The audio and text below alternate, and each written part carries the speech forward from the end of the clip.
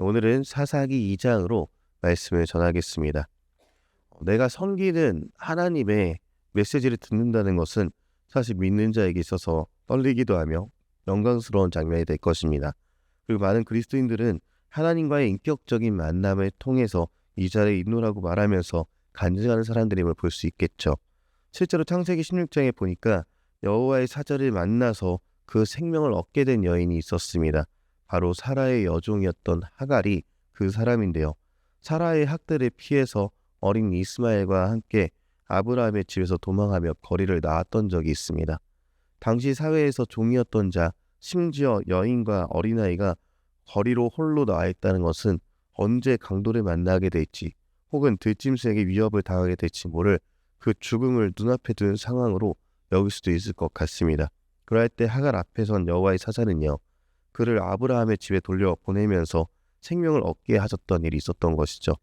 그리고 이후에 14년이 지나서 아브라함이 99세일 때 여호와의 사자가 마므레 상수리 나무가 있는 곳에 나타나게 됩니다. 그리고 하나님의 약속이 이어지게 되죠. 1년 후에 아들을 낳을 것이다 라는 약속이었습니다. 이렇게 창세기에서 여호와의 사자의 등장은 하나님이 주시는 생명과 위로와 약속이 있었습니다. 그런데 거기에 창세기에서 여호와의 사자가 향하는 곳이 있었는데 바로 소돔이었던 것이죠. 죄악이 가득 찬 이곳을 심판하러 향했던 것이었고요. 하나님의 사자가 하나님의 메시지를 들고 올 때 이를 받아들인 이들이 그들의 모습에 따라서 생명과 위로의 메시지가 되기도 하지만 반대로 심판의 메시지가 되어지기도 하는 것을 보게 되는 것이 창세기의 내용들이었습니다. 그리고 오늘 사사기 2장 1절에서도 마찬가지로 여호와의 사자가 등장하는 것을 보게 됩니다. 그리고 그 장소를 복임으로 올라왔다라고 이렇게 표현하면서 복임이라는 장소에 대해서 독자로 해서 집중하도록 만들어주고 있습니다. 이 장소의 이름이 복음이라고 정해진 이유가 이 뜻은 통곡한 사람들이라는 뜻을 갖고 있기도 하고요. 그리고 1절부터 자세히 살펴보니까 나는 이스라엘에게 약속한 대로 이스라엘을 출애굽하게 하였고 약속 땅으로 들어가게 하였다라는 내용을 갖고 있습니다. 하나님께서는 이스라엘과의 약속을 신실하게 지켜주셨는데 그리고 앞으로도 언약을 영원히 어기지 아니하니라고 말씀하시면서 신실하심을 강조하고 있었던 것이죠. 신실하신 하나님과 달리 이스라엘의 상태는 어떠했는가? 다음 구절이 알려주게 되는데 2절이 보니까요. 이 땅의 주민과 언약을 맺지 말라 했는데 언약을 맺고 있었다는 것을 질책하고 있고요. 이방의 우상들의 제단 헐라 있는데 여전히 멀쩡한 모습을 갖고 있는 것을 보면서 질책하는 모습을 보여주고 있습니다. 그러니까 여호와의 사자가 복임으로 와서 질책을 하는데 지금 이스라엘은 그로 인해 통곡을 하게 될 것이라는 장소로서의 메시지가 전달이 되면서 동시에 불순종의 결과를 보게 될 것이다. 심판을 얘기하는 것이죠. 그래서 이곳을 복임이라 이름하게 되고 그곳은 슬퍼하는 사람들의 모습이 될 것이다라고 그런 메시지를 담고 있게 되어 있습니다. 이는 소돔을 떠올리게 하는 것이죠. 소돔이 당한 심판은 그들의 괴로움이, 그들의 슬퍼하는 눈물들이 보여지게 되었기 때문에 오늘 마찬가지로 이 복임에서의 장소는 소돔을 떠올리게 되게 하는 것입니다. 그래서 여호수아 24장을 보면요. 여호수아가 죽기 전에 이스라엘을 불러서 세겜이라는 장소에 불러서 여호와만 섬겨라 이렇게 명령한 적이 있었습니다. 그러면서 오직 나와 내 집은 여호와를 섬기겠노라 이렇게 말했으며 이스라엘도 본인들도 그러하겠노라 라고 대답하고 결단하는 일이 있었던 것이죠.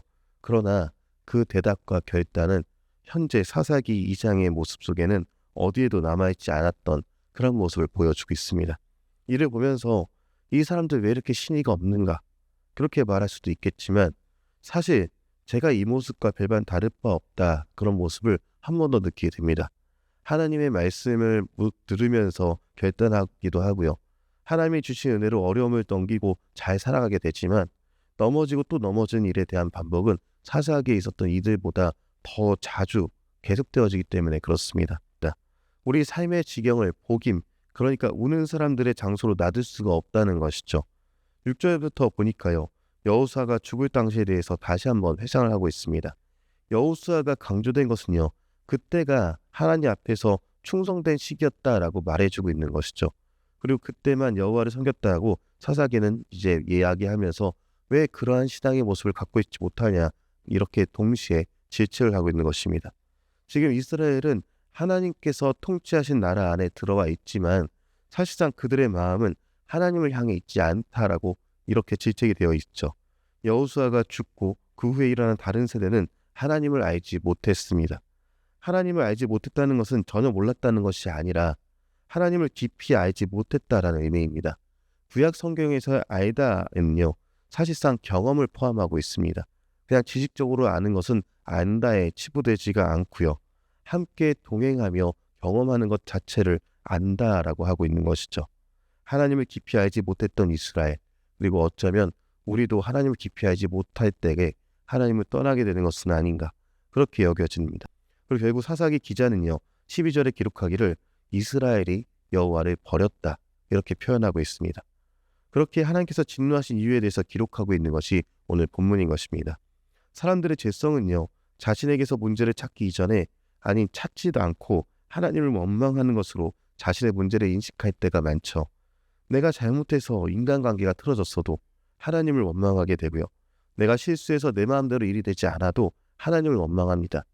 혹은 전쟁이 일어난 것을 보면서 신이 있다면 이럴 수 없노라면서 하나님을 원망하기 바쁘죠. 그러나 하나님은 우리의 마음을 바로잡기를 원하시는 분이시고요. 우리의 생명을 살리시길 원하시는 분이십니다. 하나님과 우리 사이의 문제를 바로잡기 원하시는 분이시다, 이렇게 말씀하시는 것이죠. 그리고 이스라엘이 당한 문제의 시작은 아쉽게도 이스라엘 백성들은 우상 숭배의 근원인 가나안 족속과 그들의 제단을 제거하지 않았기 때문에 시작된 문제였습니다. 능력이 안 돼서 못한 것이 아니라 희생할 각오와 용기가 없어서 못했습니다. 아니, 안 했습니다.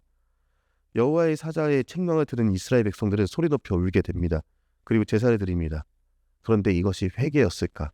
종종 우리는요, 하나님의 말씀을 듣고 우리의 죄를 깨닫게 되어서 울면서 하나님 앞에 나올 때가 있을 것입니다. 그러면서 예배와 기도에 대해서 더 힘쓰게 됩니다. 그런데 문제는 그렇게 울고 그렇게 기도하고 그렇게 나아가지만 삶은 변화가 없을 때가 더 많다는 것이죠. 그 죄에서 돌이키지는 않고 그냥 깨닫기만 하는 것입니다. 그러면서 외칩니다. 아, 나 죄 지었다라고. 근데 죄 지었다라고 말하고 돌이키지 않는다면 이것은 온전한 회개로 나아가지 않은 것입니다. 삶은 그대로 그저 울어버리기만 한 모습으로 나타나게 되는 것이죠. 그리고 오늘 본문에 나타난 복임에서의 울음은요, 회개의 모습으로 보여지지 않습니다. 복임은 돌이킴 없이 울어버린 곳, 그곳이 바로 복임이 되었습니다. 이스라엘들은 바알들을 섬겼고요. 가나안의 우상인 바알의 이름은 주인이라는 뜻을 갖고 있습니다. 이스라엘은 하나님을 버리고 자신들에게 풍요와 행복과 안정을 줄 다른 주인을 찾은 것이 바로 바알이었던 것이죠. 그리고 거기에 대해서 깨달았지만 그냥 울었지만 주인을 바알에게서 하나님께로 다시 돌이키지는 않았던 것입니다. 하나님께서는요, 이스라엘과 함께 하실 때 이스라엘은 능히 대적들을 이길 수 있었게 되었지만 하나님께서 그들을 대적의 손에 넘겨주시니까 그들은 대적을 당해내지 못하게 되는 모습을 앞으로 계속해서 보게 될 것입니다. 이스라엘이 대적의 손에 큰 괴로움을 당해서 슬피 부르짖으며 울었습니다. 복임에서와 같이 그저 울었을 뿐인 것이죠. 주님의 임재하심이 우리 삶의 기쁨이 되려면요, 우리는 주님만 섬길 때 두려운 마음 내려놓고 기쁨으로 나아갈 수 있게 되는 것이죠.